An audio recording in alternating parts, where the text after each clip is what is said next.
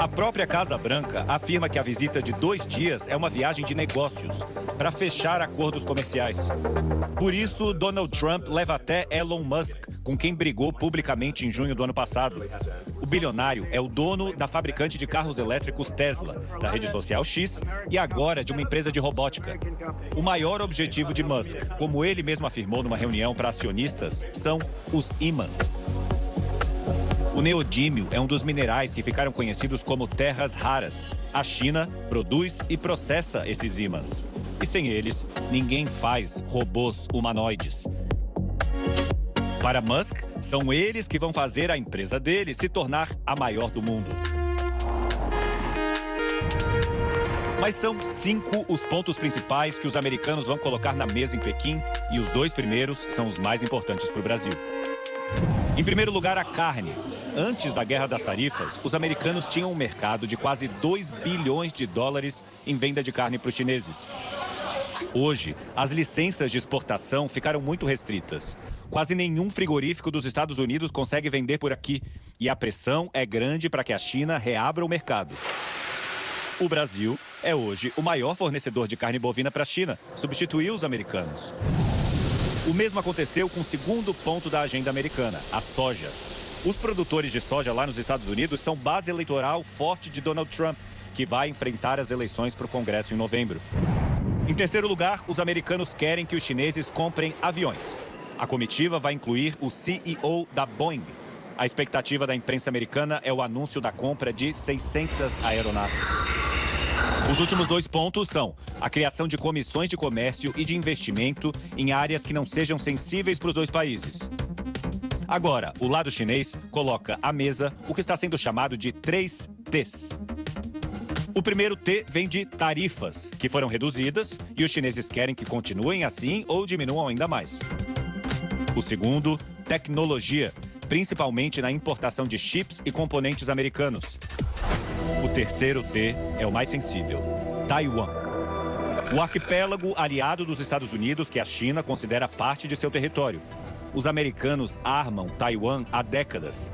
Pequim quer que Washington pare com isso, ou pelo menos diminua o volume de dinheiro.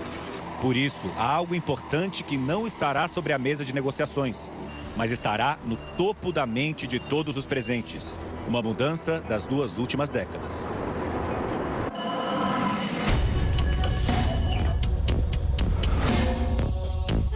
O orçamento estimado de defesa da China no ano 2000 era de cerca de 15 bilhões de dólares.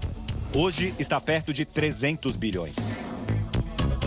Aumentou 20 vezes em 25 anos.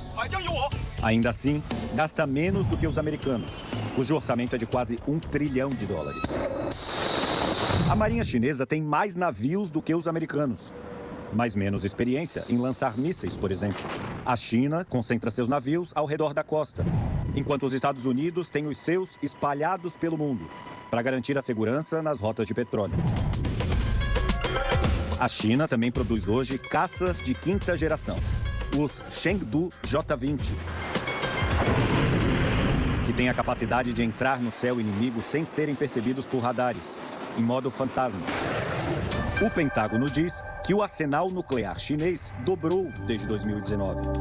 E a expectativa é que os chineses tenham mais de 1.500 ogivas até 2035. No espaço, a China lançou uma constelação de satélites de navegação para fazer frente à grande rede de satélites americana, GPS.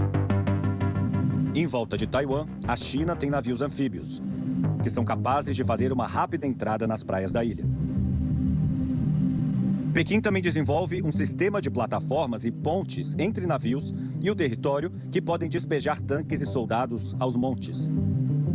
Xi Jinping colocou como prazo 2027 para ver uma modernização do exército. O mundo geopolítico interpretou como a data da anexação de Taiwan. Mas o analista de risco Jack Neubauer explica que o consenso é o seguinte: Xi prefere anexar por convite e não por invasão. Pequim mantém a esperança de que consegue pressionar Taiwan para convencê-los de que eles não têm outra escolha, a não ser aceitar algum nível de unificação com a China. O poder militar funciona mais como uma força de coerção, uma ameaça. A ideia é construir um exército tão poderoso quanto o americano. Enquanto isso, os militares executam o maior plano de modernização das Forças Armadas em décadas. Uma estratégia que Pequim consegue ir adaptando observando outros conflitos. A China consegue aprender como se faz a guerra do século XXI porque, segundo a Ucrânia, suas empresas fornecem componentes militares para a Rússia. A China nega, mas não esconde a parceria estratégica com Moscou. Pequim também está observando muito de perto um outro tabuleiro, o Oriente Médio. A estratégia americana na guerra do Irã foi uma prévia. Um enxame de drones baratos no céu, armados com inteligência artificial. No encontro, a guerra também deve entrar em jogo. Donald Trump deve pressionar Xi Jinping a convencer o Irã a abrir o Estreito de Hormuz. A guerra atrasou em um mês o encontro entre os dois presidentes.